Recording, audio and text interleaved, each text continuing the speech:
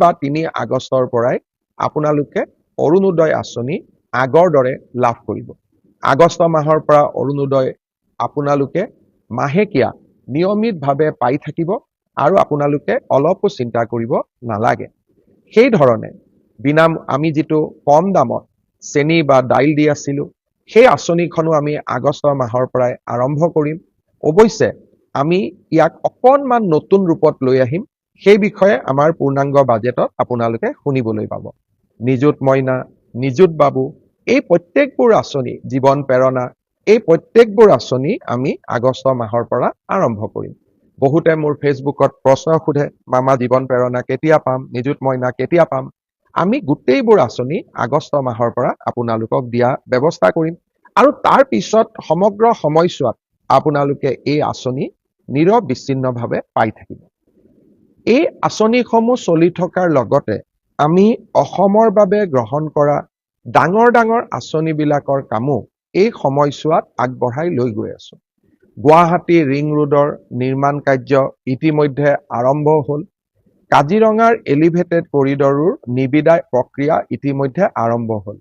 অহা এমাহৰ ভিতৰত নুমলীগড় আৰু গহপুৰৰ মাজৰ যি আমি প্ৰায় 18,000 কোটি টকাৰে সুৰংগ নিৰ্মাণ কৰিম, তাৰো নিবিদা প্ৰক্ৰিয়া এই মাহৰ ভিতৰতে অৰ্থাৎ জুলাই মাহৰ ভিতৰতে আৰম্ভ হ'ব। মই প্ৰতিশ্ৰুতি দিছিলোঁ যে আমাৰ ৰাজ্যৰ যুৱক যুৱতীক আমি 2 লাখ চৰকাৰী চাকৰিৰ সুবিধা দিম। যোৱাবাৰ আমি 1 লাখ চাকৰিৰ সুবিধা দিয়াৰ কথা কৈছিলোঁ। 1,60,000 যুৱক যুৱতীক আমি চৰকাৰী চাকৰি দিব পাৰিলোঁ। এইবাৰো আমি 2 লাখ ল'ৰা ছোৱালীক কেনেকে চাকৰি দিব পাৰোঁ, কোন বিভাগত কিমান পদ খালী আছে, পদোন্নতিৰ জৰিয়তে নতুনকৈ কিমান পদ সৃষ্টি কৰিব পাৰি, নতুনকৈ কেনেকে বেটেলিয়ন আদি নিৰ্মাণ কৰিব পাৰি, এই কথাবোৰো ইতিমধ্যে আমি আলোচনা আৰম্ভ কৰি দিছোঁ। অৰ্থাৎ নিৰ্বাচনৰ সময়ত দিয়া প্ৰতিশ্ৰুতিবোৰ কেৱল মাত্ৰ নিৰ্বাচনী প্ৰতিশ্ৰুতি নহয়, ই আমাৰ উন্নয়নৰ মন্ত্ৰ, অসমক বিকাশৰ পথলৈ আগুৱাই লৈ যোৱাৰ এক আমাৰ বাবে পবিত্ৰ দায়িত্ব আৰু কৰ্তব্য। তাক আমি সদায় স্বীকাৰ কৰোঁ আৰু অসমৰ ৰাইজৰ বাবে আমি এনেকৈ নিৰলস আমি কাম কৰোঁ। অহা 1, 2, 3 জুলাই এই তিনিওটা দিন অসমৰ কাৰণে হয়তো এক গুৰুত্বপূৰ্ণ দিন হ'বগৈ পাৰে। প্ৰধানমন্ত্ৰী নৰেন্দ্ৰ মোদী ডাঙৰীয়াৰ প্ৰচেষ্টাত এই 3টা দিনত হয়তো আমি এগৰাকী অতিকে শক্তিশালী গুৰুত্বপূৰ্ণ বিদেশী আলহীক আদৰিবৰ বাবে সুযোগ পাম। চৰকাৰীভাৱে ই ঘোষণা হোৱা নাই, তথাপিতো আমি আশা কৰিছোঁ যে প্ৰধানমন্ত্ৰী মোদী ডাঙৰীয়াই 1, 2, 3 তাৰিখে অসম গুৱাহাটী ভ্ৰমণ কৰিব আৰু তেখেতৰ লগত আৰু এগৰাকী শক্তিশালী আলহী বা প্ৰভাৱশালী আলহী বা এগৰাকী আন্তৰ্জাতিকভাৱে পৰিচিত আলহী আমাৰ অসম ভ্ৰমণ কৰিব, গুৱাহাটী ভ্ৰমণ কৰিব। তাৰ কাৰণে মহানগৰীখনক সুন্দৰভাৱে সজাই পৰাই তোলাৰ আমি ব্যৱস্থা আৰম্ভ কৰিছোঁ। কাৰণ এনে ধৰণৰ অতিথিক আদৰাৰ সুযোগ হয়তো এজন মানুহৰ জীৱনকালত এবাৰেই হ'ব পাৰে। এনে ধৰণে আমি যাতে আমাৰ আলহীক উপযুক্ত ধৰণে আমি আদৰণি জনাব পাৰোঁ, তাৰ কাৰণে আমি মহানগৰীৰ সৌন্দৰ্য বৃদ্ধিৰ বাবে ব্যৱস্থা হাতত লৈছোঁ। আপোনালোকৰ মই সহযোগিতা আশা কৰিম।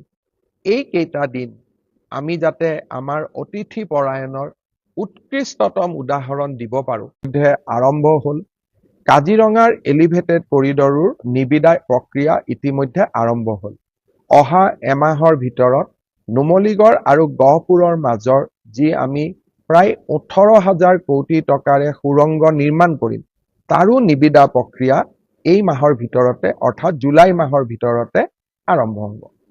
ইয়াৰ উপৰিও মই নতুন দিল্লীত থকা সময়ছোৱাত প্ৰধানমন্ত্ৰী নৰেন্দ্ৰ মোদী ডাঙৰীয়া আৰু কেন্দ্ৰীয় পথ পৰিবহণ মন্ত্ৰী নীতিন গাডকাৰী ডাঙৰীয়াক লগ পোৱাৰ মোৰ সৌভাগ্য হৈছিল।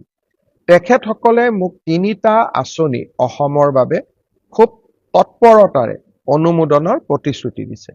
ইয়াৰ প্ৰথম আঁচনিটো হ'ল বাইহাটা চাৰিআলিৰ পৰা তেজপুৰৰ মিছন চাৰিআলিলৈকে এই সমগ্ৰ পথছোৱা 4 লেনযুক্ত হিচাপে নিৰ্মাণ কৰা। ই এটা বহুদিনীয়া দৰং আৰু শোণিতপুৰ আগষ্ট মাহৰ প্ৰথম সপ্তাহৰ পৰাই মই চেষ্টা কৰিম 2 বা 3 আগষ্টৰ পৰাই আপোনালোকে অৰুণোদয় আঁচনি আগৰ দৰে লাভ কৰিব।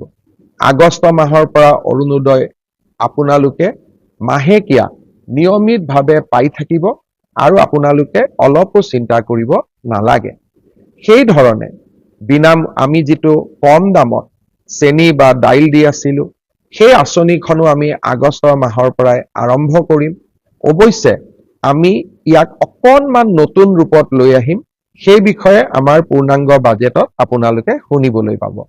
নিযুত মইনা, নিযুত বাবু, এই প্ৰত্যেকবোৰ আঁচনি, জীৱন প্ৰেৰণা, এই প্ৰত্যেকবোৰ আঁচনি আমি আগষ্ট মাহৰ পৰা আৰম্ভ কৰিম। বহুতে মোৰ ফেচবুকত প্ৰশ্ন সোধে, মামা জীৱন প্ৰেৰণা কেতিয়া পাম, নিযুত মইনা কেতিয়া পাম? আমি গোটেইবোৰ আঁচনি আগষ্ট মাহৰ পৰা আপোনালোকক দিয়া ব্যৱস্থা কৰিম আৰু তাৰ পিছত সমগ্ৰ সময়ছোৱাত আপোনালোকে এই আঁচনি নিৰবিচ্ছিন্নভাৱে পাই থাকিব। আমাৰ ৰাজ্যৰ যুৱক যুৱতীক আমি 2 লাখ চৰকাৰী চাকৰিৰ সুবিধা দিম। যোৱাবাৰ আমি 1 লাখ চাকৰিৰ সুবিধা দিয়াৰ কথা কৈছিলো। 1,60,000 যুৱক যুৱতীক আমি চৰকাৰী চাকৰি দিব পাৰিলো। এইবাৰো আমি 2 লাখ ল'ৰা ছোৱালীক কেনেকে চাকৰি দিব পাৰো, কোন বিভাগত কিমান পদ খালী আছে, পদোন্নতিৰ জৰিয়তে নতুনকৈ কিমান পদ সৃষ্টি কৰিব পাৰি, নতুনকৈ কেনেকে বেটেলিয়ন আদি নিৰ্মাণ কৰিব পাৰি, এই কথাবোৰো ইতিমধ্যে আমি আলোচনা আৰম্ভ কৰি দিছো। অৰ্থাৎ নিৰ্বাচনৰ সময়ত দিয়া প্ৰতিশ্ৰুতিবোৰ কেৱল মাত্ৰ নিৰ্বাচনী প্ৰতিশ্ৰুতি নহয়, ই আমাৰ উন্নয়নৰ মন্ত্ৰ, অসমক বিকাশৰ পথলৈ আগুৱাই লৈ যোৱাৰ এক আমাৰ বাবে পবিত্ৰ দায়িত্ব আৰু কৰ্তব্য। তাক আমি সদায়ে স্বীকাৰ কৰোঁ আৰু অসমৰ ৰাইজৰ বাবে আমি এনেকৈয়ে নিৰলস আমি কাম কৰি গৈ থাকিম। অসমৰ সংস্কৃতি, অসমৰ পৰিচয়, এই গোটেইবোৰ আমাৰ বাবে ৰাজনৈতিক শ্লোগান নহয়।